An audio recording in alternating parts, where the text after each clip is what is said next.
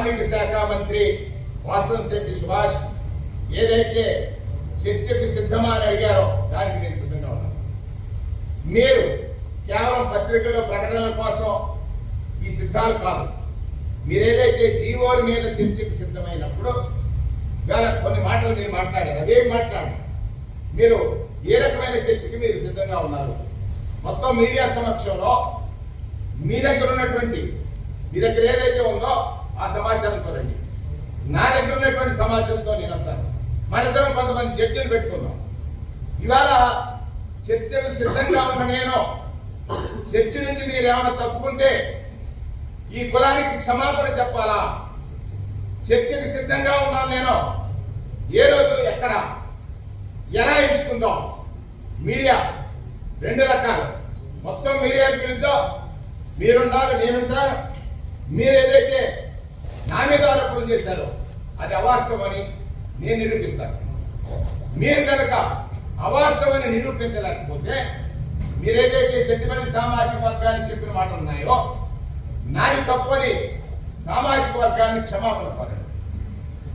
నన్ను ఏదైతే మీరు ఆరోపణలు చేశారో సెంటిమెంట్ సామాజిక వర్గానికి అన్యాయం చేశాం, మా వల్లే జరిగిందని అంటున్నారో అది జరిగితే నేను క్షమాపణ చెప్తాను.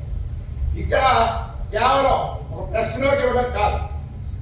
ఇవాళ చెప్తున్నాను, మంత్రి అయిన నీవు మా మీద కొన్నిసార్లు పలు ఆరోపణలు చేస్తూ ఇవాళ ఆకతాయిల్ని అమాయకులు నీ ఆలోచన రహిత విధానం వల్ల అనేక కేసులు ఇరికించావు. మొన్న కూడా చెప్పారు.